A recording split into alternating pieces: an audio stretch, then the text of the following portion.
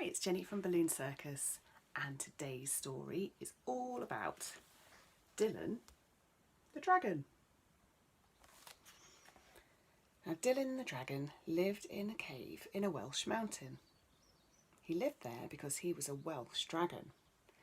His cave was leaky and lonely. The damp wasn't too bad because he could always steam the walls dry by breathing fire on them.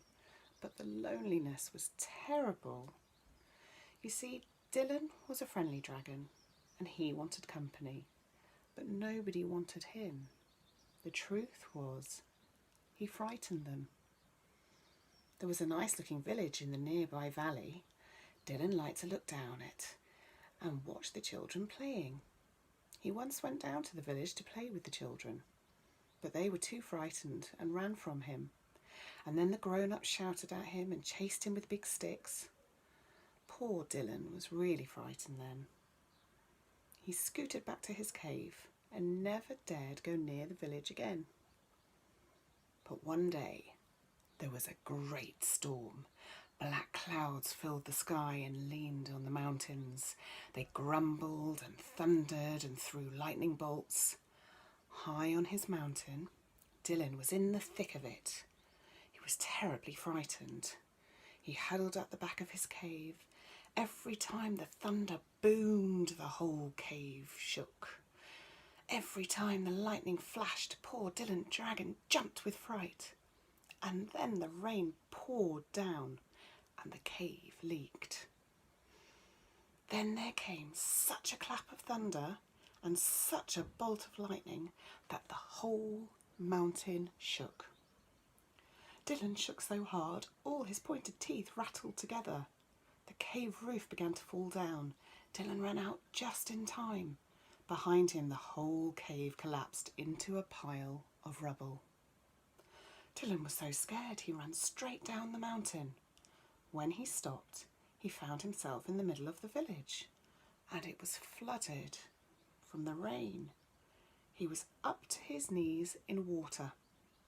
"I must help the villagers," he said, even though they were frightened of him.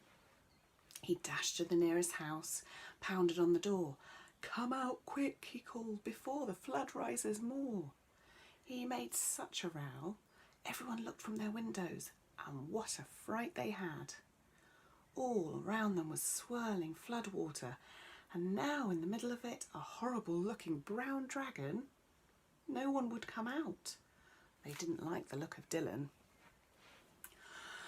"I see I'll have to make them come out," thought Dylan, and with that he rushed to an open window. Dylan seized the boy's collar in his great mouth, dragged him through the window and ran off with him. Everyone was afraid that Dylan meant to eat the boy. They all chased after him. Of course, that's what Dylan had wanted. He ran and ran till he reached a hill above the flood. Then he put down the boy, and he wasn't a bit hurt, and waited for the others. "Don't hit him," cried the boy as they rushed to Dylan with sticks and stones. "He only wanted to save us." Everyone turned to look back at the village. The water was halfway over the houses. "You have saved us," they told Dylan, "and we're very grateful to you, even if you are an ugly dragon." There was a big barn on the hill. They all went inside, taking Dylan with them. He frightened them all over again by spouting flames. The boy was the only one who wasn't scared. He stood close to Dylan, warming himself as the flame huffed and puffed. At last, the others crept closer to Dylan.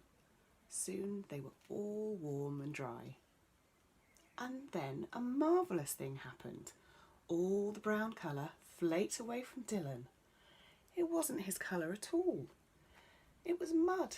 His real coat was green and gold and brilliant blue and beautiful. "Why, he's lovely," said everyone. Soon they were very good friends, and Dylan never frightened them again. When the flood went down, they took Dylan back to the village, built him a house, a special dragon house, and Dylan lived happily there forever after. Thanks, and we'll see you next time. Goodbye.